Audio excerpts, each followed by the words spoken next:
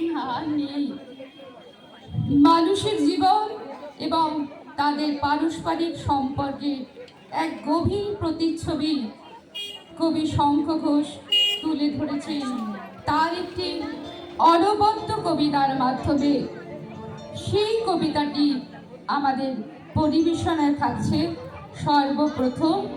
কবি শঙ্খ ঘোষ, আপনারা জানেন, উনি আমাদের কাছ থেকে বিদায় নিয়েছেন, চলে গেছেন অনন্ত লোকে। তার প্রতি শ্রদ্ধা রেখে আমরা শোনাব কবির সেই অনবদ্য কবিতা বাবু মশাই।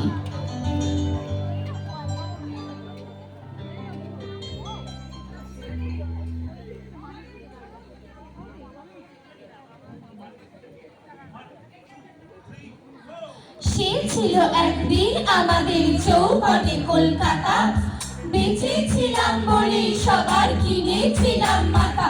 আর তাছাড়া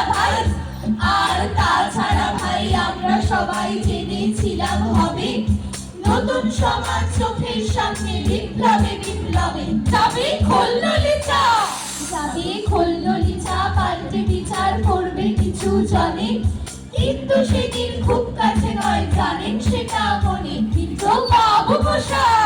মিত্র বাবু মশাই বিষয় আশয় বাড়িয়ে যান তাই, মাঝে মধ্যে ভাবেন তাদের নুন আনতে কাঁদায়। নিত্য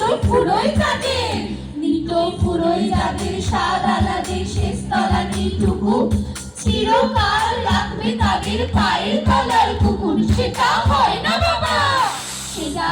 না বাবা বলেই খাবা বাড়ান চটির বাবু, কার ভাগে কি কম পড়ে যায় ভাবতে থাকেন ভাবু। অমনি দু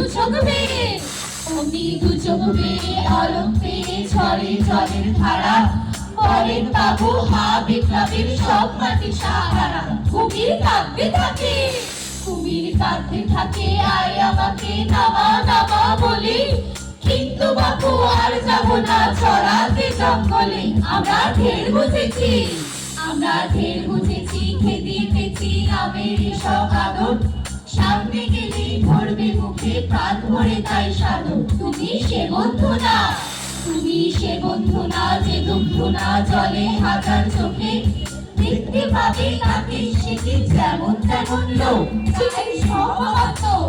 তাই সব আমাতো পাত্র মিত্র এই বিলাতেই খুশি, সুরি থানায় কেবল সত্য আর তো সবই খুশি। চিঠি হায় বেচারা শুনুন যারা মস্ত পরিত্রাতা, এই কলকাতার মধ্যে আছে আর একটা কলকাতা, হেঁটে দেখতে শিখুন চলছে দেখুন দিনের রাতের আধার। আর একটা কলকাতায় সাহেব আর একটা কলকাতায়